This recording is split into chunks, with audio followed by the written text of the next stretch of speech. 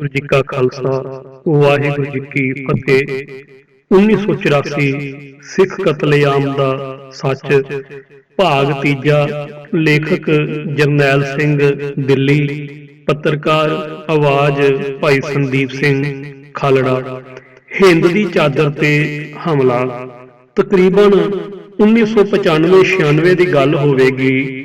ਮੈਂ ਪੱਤਰਕਾਰਤਾ ਦਾ ਕੋਰਸ ਕਰਕੇ ਅਖਬਾਰਾਂ ਵਿੱਚ ਸੁਤੰਤਰ ਪੱਤਰਕਾਰ ਵਜੋਂ ਲਿਖਣਾ ਸ਼ੁਰੂ ਕਰ ਦਿੱਤਾ ਸੀ।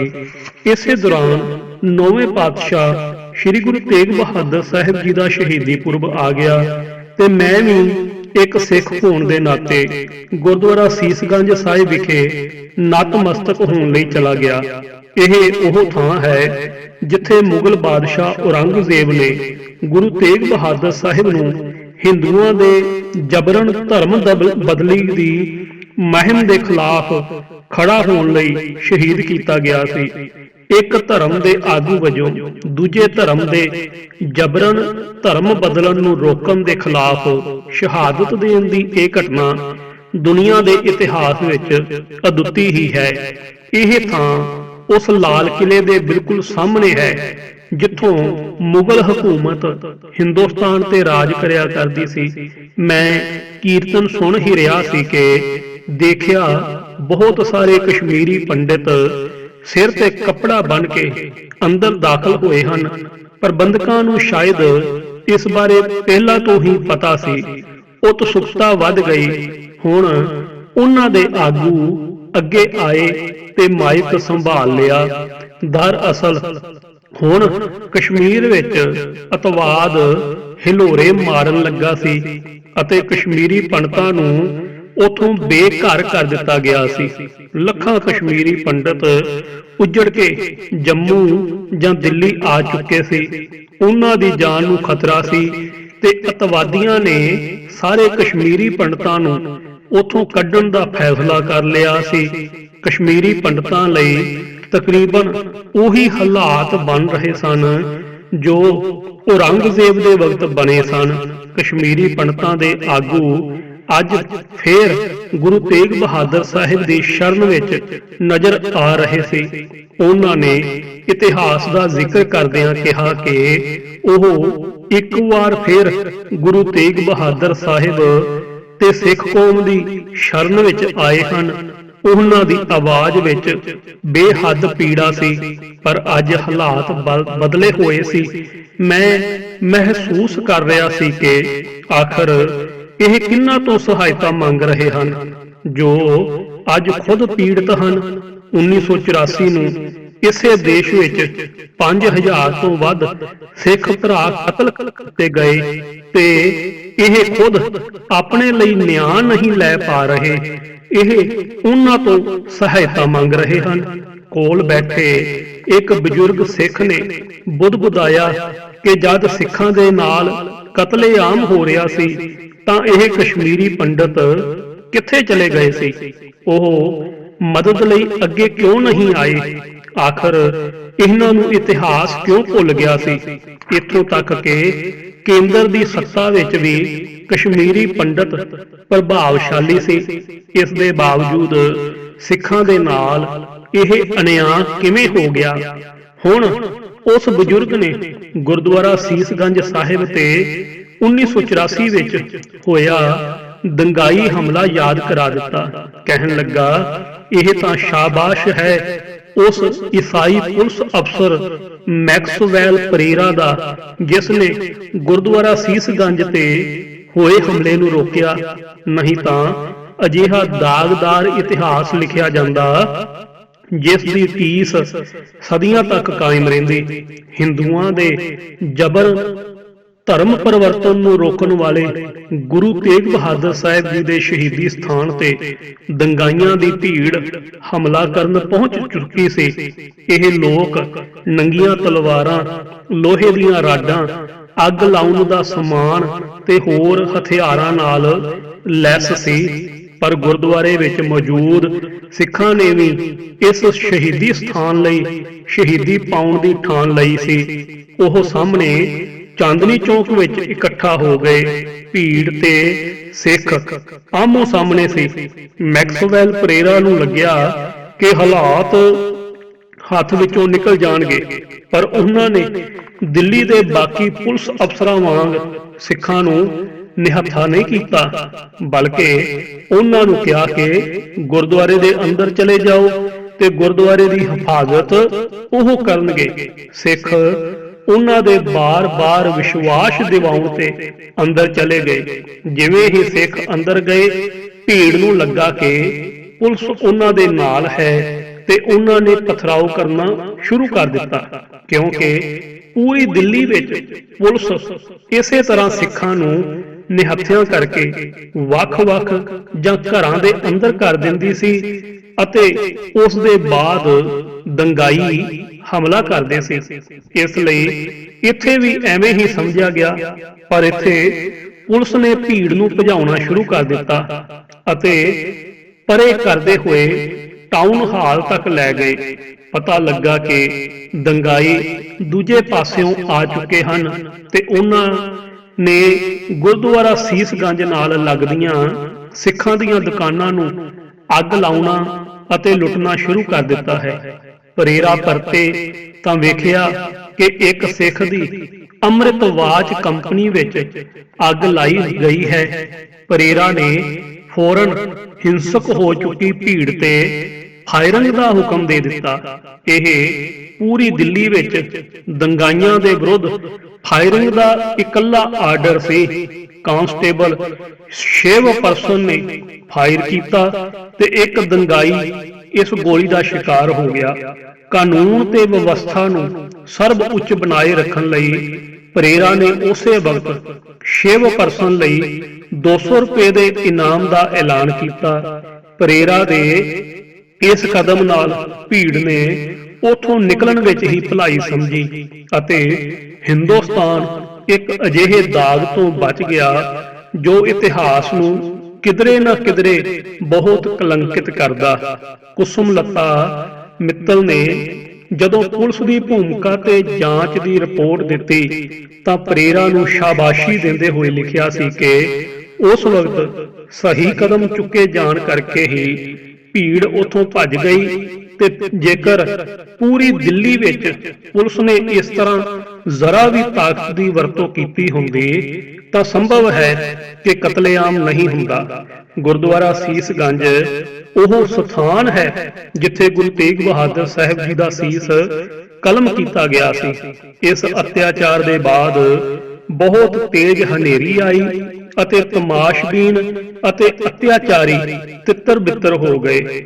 ਇਸੇ ਮੌਕੇ ਦਾ ਫਾਇਦਾ ਚੁੱਕਦਿਆਂ ਭਾਈ ਜੈਤਾ ਜੀ ਗੁਰੂ ਦਾ ਸੀਸ ਚੁੱਕ ਕੇ ਗੁਰੂ ਗੋਬਿੰਦ ਸਿੰਘ ਜੀ ਕੋਲ ਪਹੁੰਚ ਆਨੰਦਪੁਰ ਗਏ ਅਤੇ ਭਾਈ ਲੱਖੀ ਸ਼ਾਹ ਵਣਜਾਰਾ ਜੋ ਕਿ ਵਪਾਰ ਕਰਦਾ ਸੀ, ਗੁਰੂ ਸਾਹਿਬ ਦੇ ਧੜ ਨੂੰ ਚੁੱਕ ਕੇ ਰਕਾਬਗੰਜ ਲੈ ਆਇਆ।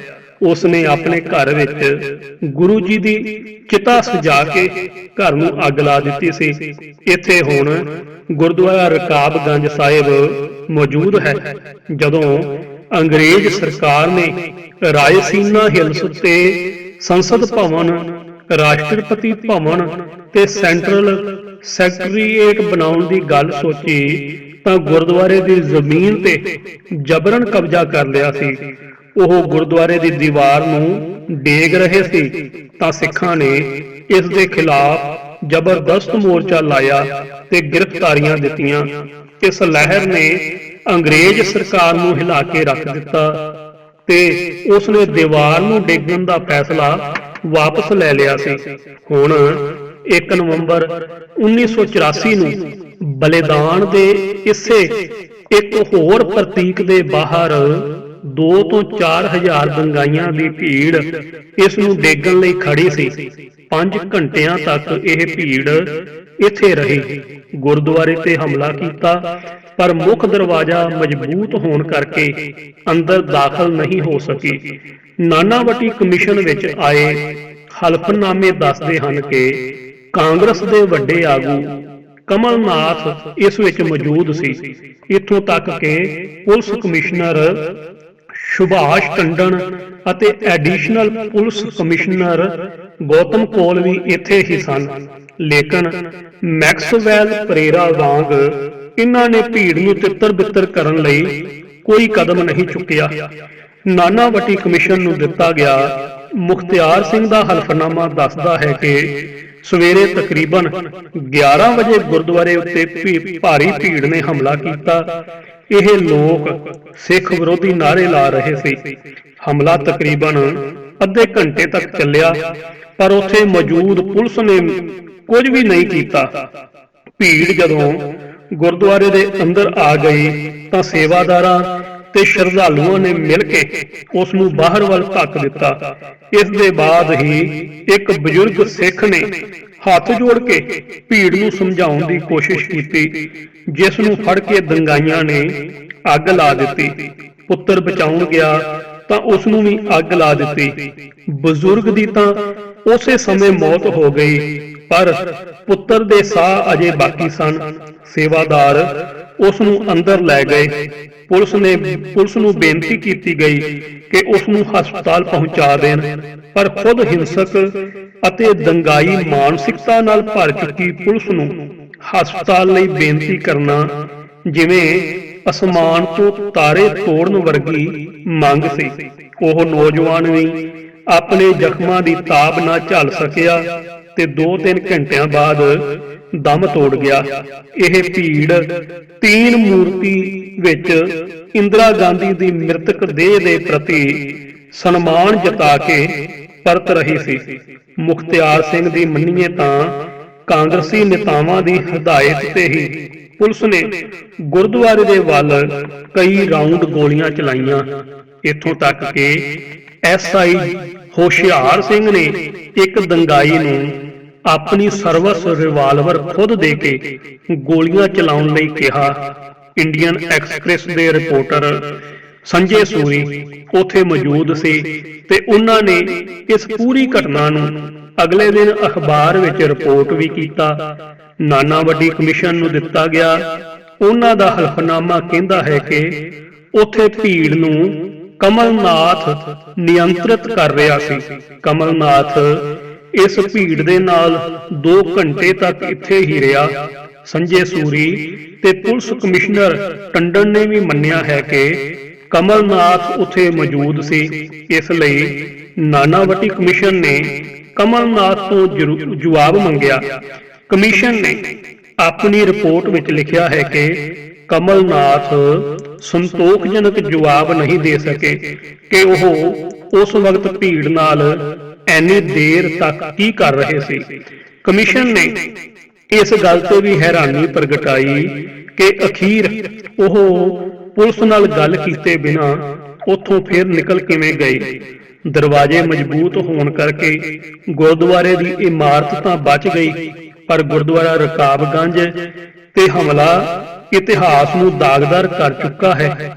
ਹਿੰਦੂ ਧਰਮ ਨੂੰ ਜਬਰਨ ਧਰਮ ਤਬਦੀਲੀ ਤੋਂ ਬਚਾਉਣ ਲਈ ਬਲੀਦਾਨ ਦੇਣ ਵਾਲੇ ਗੁਰੂ ਤੇਗ ਬਹਾਦਰ ਸਾਹਿਬ ਦੇ ਸ਼ਹੀਦੀ ਸਥਾਨ ਗੁਰਦੁਆਰਾ ਸੀਸਗੰਜ ਤੇ ਉਹਨਾਂ ਦੇ ਸੰਸਕਾਰ ਦੇ ਅਸਥਾਨ ਰਕਾਬਗੰਜ ਦੇ ਇਤਿਹਾਸਕ ਗੁਰਦੁਆਰਿਆਂ ਸਮੇਤ ਸੈਂਕੜੇ ਗੁਰਦੁਆਰਿਆਂ ਤੇ ਹਮਲਾ ਹੋਇਆ। 131 ਗੁਰਦੁਆਰਿਆਂ ਦੀ ਮੁਰੰਮਤ ਦਾ ਦਾਅਵਾ ਤਾਂ ਦਿੱਲੀ ਵਿਕਾਸ ਪ੍ਰਾਧਿਕਰਨ ਨੇ ਖੁਦ ਕੀਤਾ ਹੈ। ਰੰਗਨਾਥ ਮਿਸ਼ਰਾ ਕਮਿਸ਼ਨ ਨੂੰ ਭੇਜੀ ਜਾਣਕਾਰੀ ਵਿੱਚ DDA ਨੇ ਇਹ ਗੱਲ ਦੱਸੀ ਹੈ। ਇਹਨਾਂ ਹਮਲਿਆਂ ਨੂੰ ਮਹਿਮੂਦ ਗਜਨੀ ਦੇ ਹਮਲਿਆਂ ਤੋਂ ਘੱਟ ਨਹੀਂ ਕਿਹਾ ਜਾ ਸਕਦਾ। ਜੇਕਰ ਉਹਨਾਂ ਨੇ ਉੱਥੇ ਆ ਕੇ ਮੰਦਿਰਾਂ ਨੂੰ ਤੋੜਿਆ ਤਾਂ ਇੱਥੇ ਸਿੱਖਾਂ ਦੇ ਗੁਰਦੁਆਰਿਆਂ ਨੂੰ ਨਸ਼ਟ ਕਰਨ ਦਾ ਨਾ ਖਿਮਾਯੋਗ ਅਪਰਾਧ ਹੋਇਆ। ਇੱਜ਼ਤ ਤਾਰ-ਤਾਰ ਘਰ ਦੇ 10 ਬੰਦਿਆਂ ਨੂੰ ਦੰਗਾਈ ਜਿਉਂਦਾ ਸਾੜ ਚੁੱਕੇ ਸਨ। ਮੁਹੱਲੇ ਵਿੱਚ ਅੱਧੇ ਘੰਟੇ ਦੇ ਅੰਦਰ 500 ਔਰਤਾਂ ਵਿਧਵਾ ਹੋ ਗਈਆਂ। ਆਪਣੇ ਸੁਹਾਗ ਆਪਣੀਆਂ ਅੱਖਾਂ ਨਾਲ ਤੜਫ ਤੜਫ ਕੇ ਉਜੜਦੇ ਵੇਖੇ। ਜਿਸ ਸਰਦਾਰ ਜੀ ਨੂੰ ਵੇਖ ਵੇਖ ਕੇ ਜਿਉਂਦੀਆਂ ਸੀ, ਉਹਨਾਂ ਨੂੰ ਵੇਖਦਿਆਂ ਹੀ ਵੇਖਦਿਆਂ ਜਿਉਂਦਾ ਸਾੜ ਦਿੱਤਾ ਗਿਆ। ਪਰ ਇਸ ਅਨਰਥ ਦੇ ਬਾਅਦ ਵੀ ਅਨਾਥ ਬੱਚਿਆਂ ਨੂੰ ਗੋਦ ਵਿੱਚ ਚੁੱਕੀ ਤਰਲੋਕਪੁਰੀ ਦੇ 32 ਬਲਾਕ ਵਿੱਚ ਸਿਮਟੀ ਬੈਠੀਆਂ ਇਹਨਾਂ ਅਬਲਾਵਾਂ ਉੱਤੇ ਅਜੇ ਹੋਰ ਕਹਿਰ ਵਰਸਣਾ ਬਾਕੀ ਸੀ। ਸਵੇਰੇ ਅੱਖਾਂ ਦੇ ਸਾਹਮਣੇ ਆਪਣੇ ਪਤੀ ਤੇ ਪਰਿਵਾਰ ਦੇ 10 ਜੀਆਂ ਨੂੰ ਦੰਗਾਈਆਂ ਦੇ ਹੱਥਾਂ ਨਾਲ ਕੱਟਦੇ ਮਰਦੇ ਵੇਖਿਆ ਸੀ ਤੇ ਹੁਣ ਰਾਤ ਨੂੰ ਇਹੀ ਕਮੀਨੇ ਸਾਡੀ ਇੱਜ਼ਤ ਲੁੱਟਣ ਆ ਗਏ ਸੀ। ਇਹ ਕਹਿੰਦੇ ਹੋਏ ਭਾਗੀ ਕੌਰ ਦੇ ਅੰਦਰ ਜਿਵੇਂ ਜਵਾਲਾਮੁਖੀ ਫੱਟਣ ਲੱਗ ਪੈਂਦਾ ਹੈ। ਦਰਿੰਦਿਆਂ ਨੇ ਸਾਰੀਆਂ ਔਰਤਾਂ ਨੂੰ ਨੰਗਿਆਂ ਕਰ ਦਿੱਤਾ। ਅਸੀਂ ਮਜਬੂਰ ਅਸਹਾਏ ਔਰਤਾਂ ਦੇ ਨਾਲ ਕਿੰਨੇ ਲੋਕਾਂ ਨੇ ਬਲਾਤਕਾਰ ਕੀਤਾ ਯਾਦ ਨਹੀਂ ਹੈ। ਔਰਤਾਂ ਬੇਹੋਸ਼ ਹੋ ਗਈਆਂ ਸੀ। ਸ਼ਰਾਬ ਦੇ ਨਸ਼ੇ ਵਿੱਚ ਚੂਰ ਕਮੀਨੇ ਆਪਣੀ ਹਵਸ਼ ਪੂਰੀ ਕਰਦੇ ਰਹੇ। ਇਹਨਾਂ ਕਮੀਨਿਆਂ ਨੇ ਕਿਸੇ ਔਰਤ ਨੂੰ ਪੂਰੀ ਰਾਤ ਕੱਪੜਾ ਤੱਕ ਨਹੀਂ ਪਾਉਣ ਦਿੱਤਾ। ਇਹ ਕਹਿੰਦੇ ਹੋਏ ਉਹ ਫੱਕਣ ਲੱਗ ਪੈਂਦੀ ਹੈ। ਨਾਲ ਬੈਠੀ ਗੋਪੀ ਕੌਰ ਵੀ ਉਸ ਦੀ ਹਾਂ ਵਿੱਚ ਹਾਂ ਮਿਲਾਉਂਦੇ ਹੋਏ ਉਸ ਮੰਜ਼ਰ ਨੂੰ ਚੇਤੇ ਕਰਦੀ ਹੈ ਤਾਂ ਚੁੰਨੀ ਉਹਨਾਂ ਹੰਝੂਆਂ ਨੂੰ ਪੂੰਝਣ ਲਈ ਘੱਟ ਪੈ ਜਾਂਦੀ ਹੈ। ਕਿਸੇ ਨੂੰ ਨਹੀਂ ਬਖਸ਼ਿਆ, ਭਾਵੇਂ ਕੋਈ ਬੁੱਢੀ ਹੈ ਜਾਂ ਛੋਟੀ ਬੱਚੀ। ਸ਼ਾਇਦ ਸੈਂਕੜੇ ਕਮੀਨਿਆਂ ਨੇ ਆਪਣੀ ਹਵਸ਼ ਪੂਰੀ ਕੀਤੀ ਹੋਵੇਗੀ। ਹੈਵਾਨੀਅਤ ਦਾ ਉਹ ਨੰਗਾ ਨਾਚ ਇਹ ਵਿਧਵਾਵਾਂ ਕਦੇ ਨਹੀਂ ਭੁੱਲ ਸਕਦੀਆਂ। ਜਦੋਂ ਕੋਈ 1984 ਨੂੰ ਭੁੱਲਣ ਦੀ ਗੱਲ ਕਰਦਾ ਹੈ ਤਾਂ ਇਹਨਾਂ ਦੇ ਤਨ ਮਨ ਵਿੱਚ ਅੱਗ ਲੱਗ ਜਾਂਦੀ ਹੈ। ਇੰਨਾ ਬੇਬਸ ਤੇ ਲਾਚਾਰ ਹੋ ਚੁੱਕੀਆਂ ਸੀ ਕਿ ਚੀਖਾਂ ਮਾਰਨ ਦੀ ਹਿੰਮਤ ਵੀ ਜਵਾਬ ਦੇ ਗਈ। ਚੀਖਾਂ ਮਾਰ ਕੇ ਬੁਲਾਉਂਦੀਆਂ ਵੀ ਤਾਂ ਕਿਸ ਨੂੰ? ਪੂਰੇ ਸਿੱਖ ਮੁਹੱਲੇ ਵਿੱਚ 500 ਬੰਦਿਆਂ ਨੂੰ ਜਿਉਂਦਾ ਸਾੜ ਦਿੱਤਾ ਗਿਆ ਸੀ। ਜਿਸ ਔਰਤ ਨੇ ਹੱਥ ਪੈਰ ਜੋੜ ਕੇ ਛੱਡ ਦੇਣ ਦੀ ਫਰਿਆਦ ਕੀਤੀ ਤਾਂ ਕਹਿੰਦੇ ਹੁਣ ਆਦਮੀ ਤਾਂ ਨਹੀਂ ਰਹੇ, ਕਿਸ ਤੋਂ ਸ਼ਰਮ ਕਰਦੀ ਹੈ? ਵਿਰੋਧ ਕਰਨ ਉੱਤੇ ਕਹਿੰਦੇ ਕਿ ਨੰਗੀ ਭੱਜ ਕੇ ਕਿੱਥੇ ਜਾਊਗੀਆਂ? ਜੇਕਰ ਕੋਸ਼ਿਸ਼ ਵੀ ਕੀਤੀ ਤਾਂ ਤੁਹਾਡੀ ਛਾਤੀ ਕੱਟ ਕੇ ਛੱਡ ਦੇਵਾਂਗੇ। ਇਨਸਾਨੀਅਤ ਸ਼ਾਇਦ ਇਸ ਤੋਂ ਹੇਠਾਂ ਨਹੀਂ ਡਿੱਗ ਸਕਦੀ ਸੀ। ਅਗਲੇ ਦਿਨ ਬਚੀਆਂ ਹੋਈਆਂ ਬੇਇੱਜ਼ਤ ਔਰਤਾਂ ਨੇ ਸਿਰਫ ਪਤਲੀਆਂ ਪਤਲੀਆਂ ਚਾਦਰਾਂ ਲਪੇਟੇ ਘਰ ਛੱਡਿਆ। ਕੱਪੜੇ ਸਾੜ ਜੋ ਦਿੱਤੇ ਸੀ। ਭਾਗੀ ਕੌਰ ਦੱਸਦੀ ਹੈ ਕਿ ਅਸੀਂ ਤਾਂ ਇਹੀ ਸਿੱਖ ਇਤਿਹਾਸ ਸੁਣਦੇ ਹੋਏ ਪਲੇ ਵਧੇ ਸੀ ਕਿ ਕਿਵੇਂ ਸਿੱਖ ਦੂਜਿਆਂ ਦੀਆਂ ਨੂੰਹਾਂ ਧੀਆਂ ਨੂੰ ਬਚਾਉਣ ਲਈ ਆਪਣੀ ਜਾਨ ਦੇ ਦਿੰਦੇ ਰਹੇ।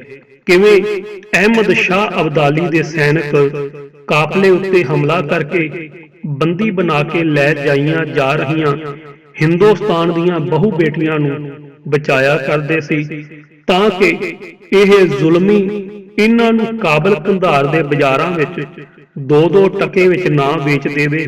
ਕਿਵੇਂ ਇਹ ਗੱਲਾਂ ਸੁਣਦੇ ਹੋਏ ਵੱਡੇ ਹੋਏ ਸੀ ਕਿ ਪਹਿਲਾਂ ਜੇਕਰ ਕੋਈ ਰੇਲ ਦੇ ਡੱਬੇ ਜਾਂ ਬੱਸ ਵਿੱਚ ਸਿੱਖ ਚੜ੍ਹ ਜਾਏ ਤਾਂ ਔਰਤਾਂ ਖੁਦ ਨੂੰ ਸੁਰੱਖਿਅਤ ਮਹਿਸੂਸ ਕਰਨ ਲੱਗਦੀਆਂ ਸੀ।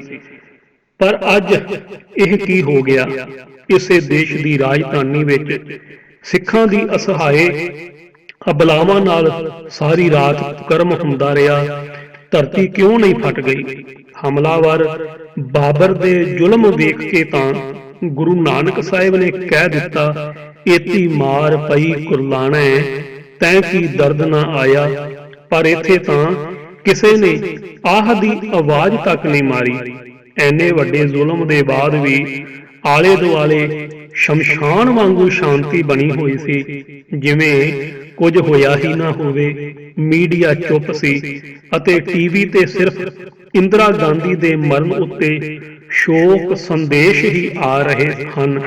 3000 ਨਿਰਦੋਸ਼ ਸਿੱਖ ਰਾਜਧਾਨੀ ਵਿੱਚ ਹੀ ਕਤਲ ਹੋ ਗਏ ਅਤੇ ਖਬਰ ਤੱਕ ਨਹੀਂ। ਕੀ ਲੋਕਤੰਤਰ ਦਾ ਇਹ ਚੌਥਾ ਥੰਮ ਸੱਤਾ ਦਾ ਗੁਲਾਮ ਹੋ ਗਿਆ ਸੀ, ਜਾਂ ਇਸ ਨੇ ਵੀ ਮੰਨ ਲਿਆ ਸੀ ਕਿ ਸਿੱਖਾਂ ਦੇ ਨਾਲ ਠੀਕ ਹੋ ਰਿਹਾ ਹੈ? ਇਹ ਤਾਂ ਇੰਡੀਅਨ ਐਕਸਪ੍ਰੈਸ ਦੇ ਰਾਹੁਲ ਬੇਦੀ ਸੰਜੋਗ ਨਾਲ 32 ਬਲਾਕ ਤ੍ਰਿਲੋਕਪੁਰੀ ਪਹੁੰਚੇ ਤਾਂ ਪਹਿਲੀ ਖਬਰ ਆਈ। ਹਾਲਾਂਕਿ ਪੁਲਿਸ ਨੇ ਰਾਹ ਵਿੱਚ ਇਹਨਾਂ ਨੂੰ ਵਾਪਸ ਜਾਣ ਅਤੇ ਉੱਥੇ ਪੂਰਨ ਸ਼ਾਂਤੀ ਹੋਣ ਦੀ ਗੱਲ ਕਹੀ ਸੀ। ਭਾਗੀ ਕੌਰ ਦੱਸਦੀ ਹੈ ਕਿ ਇੰਦਰਾ ਗਾਂਧੀ ਦੀ ਮੌਤ ਦੇ ਬਾਅਦ ਟੀਵੀ ਉੱਤੇ ਲਗਾਤਾਰ ਖੂਨ ਦਾ ਬਦਲਾ ਖੂਨ ਅਤੇ ਸਰਦਾਰੋਂ ਕੋ ਮਾਰੋ ਜਿਹੇ ਨਾਅਰੇ ਲੱਗ ਰਹੇ ਸੀ। ਘਬਰਾ ਕੇ ਭਰਾ ਇੰਦਰ ਸਿੰਘ ਤੋਂ ਪੁੱਛਿਆ, ਵੀਰ ਜੀ ਇਹ ਕੀ ਹੋ ਰਿਹਾ ਹੈ? ਉਹਨਾਂ ਨੇ ਕਿਹਾ, ਜੋ ਕਿਸਮਤ ਵਿੱਚ ਹੋਏਗਾ ਵੇਖਿਆ ਜਾਏਗਾ।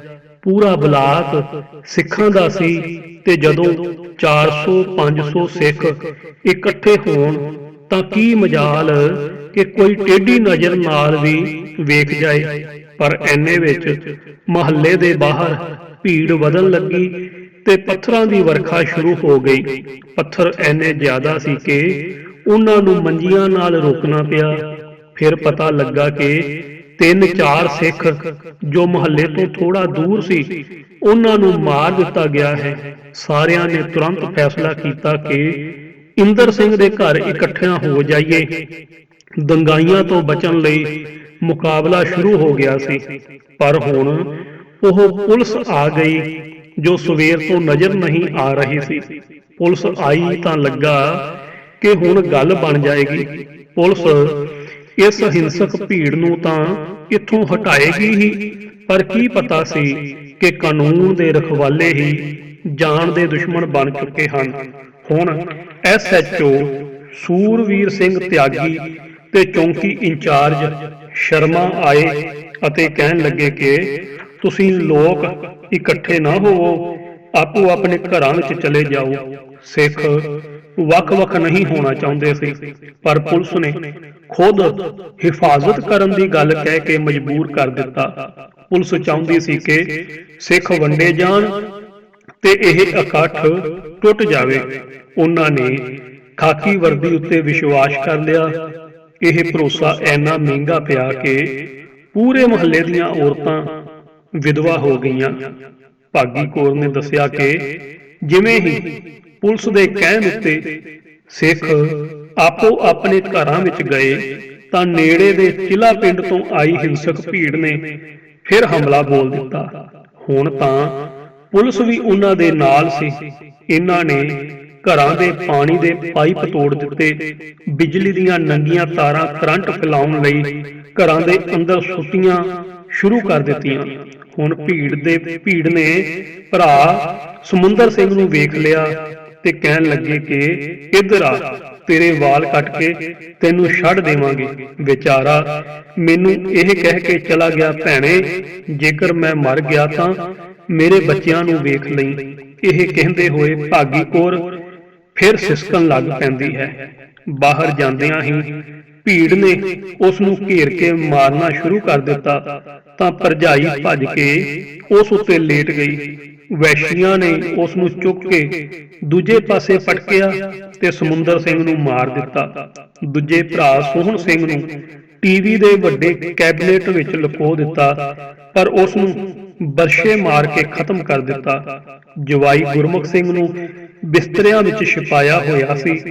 ਉਸੇ ਬਿਸਤਰੇ ਵਿੱਚ ਹੀ ਉਸ ਦੇ 1 ਸਾਲ ਦੇ ਪੁੱਤਰ ਹੁਸ਼ਿਆਰ ਸਿੰਘ ਨੂੰ ਵੀ ਇਸ ਤਰ੍ਹਾਂ ਪਾ ਦਿੱਤਾ ਜਿਵੇਂ ਉਹੀ ਸੋ ਰਿਹਾ ਹੋਵੇ।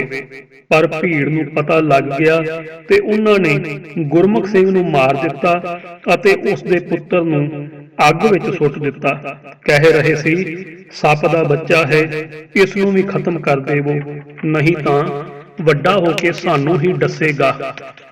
ਭਾਗੀ ਕੌਰ ਨੇ ਬੜੀ ਮੁਸ਼ਕਲਾਂ ਨਾਲ ਉਸ ਨੂੰ ਅੱਗ ਵਿੱਚੋਂ ਬਾਹਰ ਕੱਢਿਆ। ਹੁਣ ਭੀੜ ਨੇ ਭਰਾ ਇੰਦਰ ਸਿੰਘ ਤੇ ਉਸ ਦੇ ਪੁੱਤਰ ਮਨੋਹਰ ਸਿੰਘ ਨੂੰ ਖਿੱਚ ਲਿਆ। ਉਹ ਅੰਮ੍ਰਿਤਧਾਰੀ ਸਿੱਖ ਸੀ, ਇਸ ਲਈ ਉਸ ਨੂੰ ਜਲੀਲ ਕਰਨ ਲਈ ਪਹਿਲਾਂ ਕੇਸ ਕੱਟਣ ਲਈ ਕਿਹਾ। ਉਸ ਨੇ ਮਨਾ ਕਰ ਦਿੱਤਾ ਤੇ ਕਿਹਾ, ਜਾਨ ਜਾਂਦੀ ਹੈ ਤਾਂ ਚਲੀ ਜਾਏ, ਪਰ ਸਿੱਖੀ ਤੋਂ ਪਿੱਛੇ ਨਹੀਂ ਹਟਾਂਗਾ। ਦਰਿੰਦੇ ਉਸ ਨੂੰ ਤੇ ਉਸ ਦੇ ਪੁੱਤਰ ਨੂੰ ਚੁੱਕ ਕੇ ਲੈ ਗਏ ਤੇ ਨੇੜੇ ਦੀ ਪੀਲੀ ਕੋਠੀ ਵਿੱਚ ਚੀਰ ਕੇ ਮਾਰ ਸੁੱਟਿਆ। ਜਮਨਾ ਪਾਰ ਵਿੱਚ ਕਾਂਗਰਸ ਦੇ ਸਭ ਤੋਂ ਵੱਡੇ ਗੁੰਡੇ ਦੀ ਉਪਾਧੀ ਨਾਲ ਸਨਮਾਨਿਤ ਹਰਕਿਸ਼ਨ ਲਾਲ ਭਗਤ ਨੇ ਖੁਦ ਭੀੜ ਦੀ ਅਗਵਾਈ ਕੀਤੀ ਸੀ। ਭਾਗੀ ਕੌਰ ਦੱਸਦੀ ਹੈ, ਮੈਨੂੰ ਚੰਗੀ ਤਰ੍ਹਾਂ ਯਾਦ ਹੈ ਕਿ ਕੁਰਤਾ ਪਜਾਮਾ ਪਾ ਕੇ ਤੇ ਕਰੀਮ ਰੰਗ ਦੀ ਸ਼ਾਲ ਲੈ ਕੇ ਉਹ ਆਇਆ ਤੇ ਕਹਿਣ ਲੱਗਾ, ਸਾਲਾ ਕੋਈ ਸਰਦਾਰ ਨਹੀਂ ਬਚਣਾ ਚਾਹੀਏ। ਪੁਲਿਸ ਕੁਝ ਨਹੀਂ ਕਹੇਗੀ, ਜੋ ਲੁੱਟਣਾ ਹੈ ਲੁੱਟ ਲਓ। ਇਸ ਭੀੜ ਵਿੱਚ ਉਹ ਕਿਸ਼ੋਰੀ ਲਾਲ ਕਸਾਈ ਵੀ ਸੀ, ਜਿਸ ਨੇ ਜਾਨਵਰ ਕੱਟਣ ਵਾਲੇ ਆਪਣੇ ਛੁਰੇ ਨਾਲ ਪਤਾ ਨਹੀਂ ਕਿੰਨੇ ਸਿੱਖਾਂ ਨੂੰ ਜਿਉਂਦੇ ਕੱਟ ਦਿੱਤਾ। 5000 ਤੋਂ ਵੱਧ ਸਿੱਖਾਂ ਦੇ ਕਤਲ ਵਿੱਚ ਸਿਰਫ ਇੱਕ ਕਿਸ਼ੋਰੀ ਲਾਲ ਨੂੰ ਫਾਂਸੀ ਦੀ ਸਜ਼ਾ ਹੋਈ ਸੀ। ਉਸ ਨੂੰ ਵੀ ਅਦਾਲਤ ਨੇ ਉਮਰ ਕੈਦ ਕਰ ਦਿੱਤਾ। ਕਹਿੰਦੇ ਹਨ ਕਿ ਇਹ ਕਸਾਈ ਸਿੱਖਾਂ ਨੂੰ ਆਪਣੀ ਦਾਤਰੀ ਨਾਲ ਕੱਟ ਕੇ ਖੂਨ ਨੂੰ ਮੂੰਹ ਨਾਲ ਲਾਉਂਦਾ ਸੀ। ਇਹਨਾਂ ਵਿੱਚ ਹੀ ਸ਼ਾਮਲ ਸੀ ਉਹ ਡਾਕਟਰ ਬਨਾਮ ਅਸ਼ੋਕ ਬਨਾਮ ਲੰਬੂ, ਜਿਸ ਨੇ ਨਾ ਸਿਰਫ ਸਿੱਖਾਂ ਨੂੰ ਮਾਰਨ ਵਿੱਚ ਭੂਮਿਕਾ ਨਿਭਾਈ, ਬਲਕਿ ਇੱਥੋਂ ਤੱਕ ਦੋਸ਼ ਲੱਗੇ ਕਿ ਉਸ ਨੇ ਅੱਧ ਮਰੇ ਸਿਸਕਦੇ ਹੋਏ ਸਿੱਖਾਂ ਦੀਆਂ ਅੱਖਾਂ ਕੱਢ ਲਈਆਂ ਤਾਂ ਕਿ ਉਹਨਾਂ ਦੀ ਬਾਅਦ ਵਿੱਚ ਵਰਤੋਂ ਕੀਤੀ ਜਾ ਸਕੇ। ਕਾਂਗਰਸ ਦੀ ਟਿਕਟ ਉੱਤੇ ਬਾਅਦ ਵਿੱਚ ਉਹ ਕਾਉਂਸਲਰ ਬਣਿਆ। ਭੀੜ ਸਿੱਖ ਆਦਮੀਆਂ ਤੇ ਮੁੰਡਿਆਂ ਵਿੱਚੋਂ ਕਿਸੇ ਨੂੰ ਵੀ ਨਹੀਂ ਬਖਸ਼ ਰਹੀ ਸੀ। ਭਾਗੀ ਕੌਰ ਦੇ 2 ਪੁੱਤਰ ਸੀ, 5 ਸਾਲ ਦਾ ਬਲਵੰਤ ਸਿੰਘ ਤੇ 2 ਸਾਲ ਦਾ ਬਲਬੀਰ, 2 ਧੀਆਂ, 4 ਸਾਲ ਦੀ ਅਨੀਤਾ ਕੌਰ ਅਤੇ 6 ਮਹੀਨਿਆਂ ਦੀ ਪਿੰਕੀ। ਬਲਵੰਤ ਤੇ ਬਲਬੀਰ ਦੇ ਸਿਰ ਤੇ ਜੂੜੇ ਦੇ ਬਦਲੇ ਗੁੱਤਾਂ ਕਰਕੇ ਉਹਨਾਂ ਨੂੰ ਕੁੜੀਆਂ ਦੇ ਕੱਪੜੇ ਪਵਾ ਦਿੱਤੇ। ਬਲਵੰਤ ਸਿੰਘ ਹੁਣ 31 ਸਾਲਾਂ ਦਾ ਹੈ, ਪਰ ਸਾਰਾ ਦਿਨ ਨਸ਼ੇ ਦੀਆਂ ਨੀਲੇ ਰੰਗ ਦੀਆਂ ਪ੍ਰੋਕਸੀਵੋਨ ਦੀਆਂ ਗੋਲੀਆਂ ਫੱਕਦਾ ਰਹਿੰਦਾ ਹੈ। ਗੁਰਦੁਆਰੇ ਕਮੇਟੀ ਵਿੱਚ ਉਸ ਨੂੰ ਨੌਕਰੀ ਮਿਲੀ ਹੋਈ ਹੈ, ਪਰ ਉਹ ਨਸ਼ੇ ਵਿੱਚ ਹੀ ਧੁੱਤ ਰਹਿੰਦਾ ਹੈ। ਦੂਜਾ ਪੁੱਤਰ ਬਲਬੀਰ ਸਿੰਘ, ਜੋ ਉਸ ਵਕਤ 2 ਸਾਲਾਂ ਦਾ ਸੀ ਤੇ ਉਸ ਨੂੰ ਬਲਦੀ ਅੱਗ ਤੋਂ ਬਚਾਇਆ ਸੀ, ਉਹ ਵੀ ਵੱਡਾ ਹੋਣ ਤੇ ਨਸ਼ੇ ਵਿੱਚ ਫਸ ਗਿਆ ਤੇ ਉਸ ਨੇ ਖੁਦਕੁਸ਼ੀ ਕਰ ਲਈ। ਸ਼ਾਇਦ ਉਸ ਨੇ ਨਸ਼ੇ ਦੀਆਂ ਵਾਧੂ ਗੋਲੀਆਂ ਖਾ ਲਈਆਂ ਸੀ। ਇੱਕ ਦਿਨ ਭਾਗੀ ਕੌਰ ਜਦੋਂ ਆਪਣੀ ਨੌਕਰੀ ਤੋਂ ਘਰ ਵਾਪਸ ਆਈ ਤਾਂ ਵੇਖਿਆ ਕਿ ਉਹ ਮਰ ਚੁੱਕਾ ਹੈ। ਭਾਗੀ ਕੌਰ ਦੇ ਪਤੀ ਲੱਛੂ ਸਿੰਘ 1 ਨਵੰਬਰ ਦੇ ਹਮਲੇ ਤੋਂ ਬਾਅਦ ਵੀ ਕਿਸੇ ਤਰ੍ਹਾਂ ਜਿੰਦਾ ਬਚ ਗਏ ਸੀ। ਅਗਲੇ ਦਿਨ ਉਹ ਸਾਰੀਆਂ ਔਰਤਾਂ ਨੂੰ ਲੈ ਕੇ ਨਾਲੇ ਦੇ ਕੰਢੇ ਕਲਿਆਣਪੁਰੀ ਪੁਲਿਸ ਚੌਂਕੀ ਦੇ ਵੱਲ ਤੁਰ ਪਏ, ਪਰ ਇੱਲਾਂ ਵਾਂਗ ਸਿੱਖਾਂ ਨੂੰ ਲੱਭ ਰਹੇ ਦੰਗਾਈਆਂ ਨੇ ਇਹਨਾਂ ਨੂੰ ਮਯੂਰ ਵਿਹਾਰ ਦੇ ਕੋਲ ਵੇਖ ਲਿਆ ਤੇ ਉੱਥੇ ਨਾਲੇ ਦੇ ਕੋਲ ਹੀ ਮਾਰ ਦਿੱਤਾ। ਪਤੀ ਦੀ ਲਾਸ਼ ਨੂੰ ਉੱਥੇ ਹੀ ਛੱਡ ਕੇ ਭਾਗੀ ਕੌਰ ਬਾਕੀ ਵਿਧਵਾਵਾਂ ਦੇ ਨਾਲ ਕਲਿਆਣਪੁਰੀ ਥਾਣੇ ਪੁੱਜੀ ਤਾਂ ਹੋਰ ਸਹਿਮ ਗਈ। ਸਿੱਖਾਂ ਦੀਆਂ ਅੱਧ ਸੜੀਆਂ ਲਾਸ਼ਾਂ ਨਾਲ ਭਰੀ ਗੱਡੀ ਹੁਣੇ ਉੱਥੇ ਪਹੁੰਚੀ ਸੀ। ਉਸ ਦੀ ਬਦਬੂ ਅਸਹਿਣਯੋਗ ਸੀ। ਸੈਂਕੜਾ ਲਾਸ਼ਾਂ ਇੱਕੋ ਹੀ ਗੱਡੀ ਵਿੱਚ ਭਰੀਆਂ ਪਈਆਂ ਸੀ। ਕਿਸੇ ਤਰ੍ਹਾਂ ਉੱਥੋਂ ਝਿਲਮਿਲ ਕਲੋਨੀ ਫਰਸ਼ ਬਾਜ਼ਾਰ ਵਿੱਚ ਲੱਗੇ ਰਾਹਤ ਕੈਂਪ ਵਿੱਚ ਪੁੱਜੇ, ਜਿੱਥੇ ਉਹਨਾਂ ਨੇ 8 ਮਹੀਨਿਆਂ ਤੱਕ ਬੇਹੱਦ ਤੰਗੀ ਵਾਲੀ ਤੇ ਅਪਮਾਨਕ ਜ਼ਿੰਦਗੀ ਵੇਖੀ। ਭਾਗੀ ਕੌਰ ਜਦੋਂ ਤਿਲਕ ਵਿਹਾਰ ਵਿੱਚ ਮਿਲੇ 40 ਗਜ ਦੇ ਫਲੈਟ ਵਿੱਚ ਰਹਿਣ ਆਈ ਤਾਂ ਉਸ ਕੋਲ ਬੱਚਿਆਂ ਤੋਂ ਇਲਾਵਾ ਇੱਕ ਮਾਚਿਸ ਦੀ ਡੱਬੀ ਤੇ ਮੋਮਬੱਤੀ ਨੂੰ ਛੱਡ ਕੇ ਹੋਰ ਕੁਝ ਨਹੀਂ ਸੀ। ਪਤੀ ਕੁੱਲੀ ਦਾ ਕੰਮ ਕਰਦੇ ਸਨ, ਇਸ ਲਈ ਕੋਈ ਜਮਾ ਪੂੰਜੀ ਵੀ ਨਹੀਂ ਸੀ। ਬੱਚੇ ਪੜ੍ਹ ਲਿਖ ਨਹੀਂ ਸਕੇ, ਰੋਜ਼ਗਾਰ ਨਹੀਂ ਮਿਲਿਆ ਤੇ ਨਸ਼ਿਆਂ ਵਿੱਚ ਫਸ ਗਏ। ਸਿਸਕਦੇ ਹੋਏ ਭਾਗੀ ਕੌਰ ਹੁਣ ਕਹਿੰਦੀ ਹੈ ਕਿ ਮੇਰੇ ਭਾਗਾਂ ਵਿੱਚ ਇਹੀ ਲਿਖਿਆ ਸੀ, ਜਾਂ ਭਾਗ ਵਿਧਾਤਾ ਵੀ ਉਸ ਦਾ ਭਾਗ ਲਿਖਣ ਦੇ ਬਾਅਦ ਭੁੱਲ ਗਿਆ। ਦੰਗਾਈਆਂ ਦਾ ਸਾਥ ਦੇ ਰਹੀ ਪੁਲਿਸ ਤੋਂ ਇਹਨਾਂ ਵਿਧਵਾਵਾਂ ਨੇ ਕੁਝ ਹੱਦ ਤੱਕ ਤਾਂ ਬਦਲਾ ਲਿਆ। ਜਦੋਂ ਪੁਲਿਸ ਇੰਸਪੈਕਟਰ ਸ਼ਰਮਾ ਨੂੰ SHO ਬਣਾ ਕੇ ਤਿਲਕ ਵਿਹਾਰ ਭੇਜਿਆ ਗਿਆ, ਤ੍ਰਿਲੋਕਪੁਰੀ ਵਿੱਚ ਮਾਰੇ ਗਏ ਸਿੱਖਾਂ ਦੀਆਂ ਵਿਧਵਾਵਾਂ ਦੀ ਬਸਤੀ ਇੱਥੇ ਹੀ ਵਸਾਈ ਗਈ ਸੀ। 1986 ਦੀ ਗੱਲ ਹੈ। ਕਲੋਨੀ ਵਿੱਚ ਦੰਗਾ ਪੀੜਤ ਕੋਈ ਪ੍ਰੋਗਰਾਮ ਕਰ ਰਹੇ ਸੀ ਤਾਂ ਇਹ ਪੁਲਿਸ ਵੱਲ ਲੈ ਕੇ ਆ ਪਹੁੰਚਿਆ। ਵਿਧਵਾਵਾਂ ਨੇ ਇਸ ਨੂੰ ਪਛਾਣ ਲਿਆ। ਭੁੱਲਦੀਆਂ ਵੀ ਕਿਵੇਂ, ਉਹ ਚਿਹਰੇ ਭੁੱਲਣ ਲਾਇਕ ਨਹੀਂ ਸੀ। ਇਸ ਦੇ ਬਾਅਦ ਸਾਰੀਆਂ ਔਰਤਾਂ ਨੇ ਇਸ ਨੂੰ ਘੇਰ ਕੇ ਜੁੱਤੀਆਂ ਨਾਲ ਮਾਰਨਾ ਸ਼ੁਰੂ ਕਰ ਦਿੱਤਾ। ਵਰਦੀ ਪਾੜ ਦਿੱਤੀ, ਟੋਪੀ ਲਾ ਕੇ ਸੁੱਟ ਦਿੱਤੀ। ਬੜੀ ਮੁਸ਼ਕਲ ਨਾਲ ਜਾਨ ਬਚਾ ਕੇ ਭੱਜਣ ਲਈ ਮਜਬੂਰ ਹੋਇਆ। ਇਸ ਤੋਂ ਬਾਅਦ ਡੀਐਸਪੀ ਫੋਰਸ ਲੈ ਕੇ ਆ ਗਿਆ। ਅਖੀਰ ਉਸ ਦੇ ਥੱਲੇ ਆਉਂਦੇ ਐਸਐਚਓ ਦੀ ਸ਼ਰੇਆਮ ਪਿਟਾਈ ਕੀਤੀ ਗਈ ਸੀ। ਉਹ ਪੁਲਿਸ ਬਲ ਦੇ ਨਾਲ ਆ ਕੇ ਰੋਹ ਪਾਉਣ ਲੱਗਾ ਅਤੇ ਉਹਨਾਂ ਔਰਤਾਂ ਦੇ ਨਾਂ ਪੁੱਛਣੇ ਸ਼ੁਰੂ ਕਰ ਦਿੱਤੇ ਜਿਨ੍ਹਾਂ ਨੇ ਜੁੱਤੀਆਂ ਮਾਰੀਆਂ ਸੀ।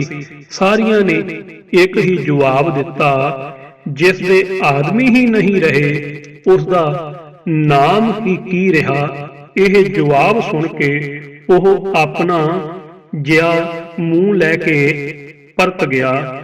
1984 ਸਿੱਖ ਕਤਲੇਆਮ ਦਾ ਸੱਚ ਭਾਗ ਤੀਜਾ। ਪੱਤਰਕਾਰ ਜਰਨੈਲ ਸਿੰਘ, ਦਿੱਲੀ। ਆਵਾਜ਼ ਭਾਈ ਸੰਦੀਪ ਸਿੰਘ ਖਾਲੜਾ। ਵਾਹਿਗੁਰੂ ਜੀ ਕਾ ਖਾਲਸਾ, ਵਾਹਿਗੁਰੂ ਜੀ ਕੀ ਫਤਿਹ।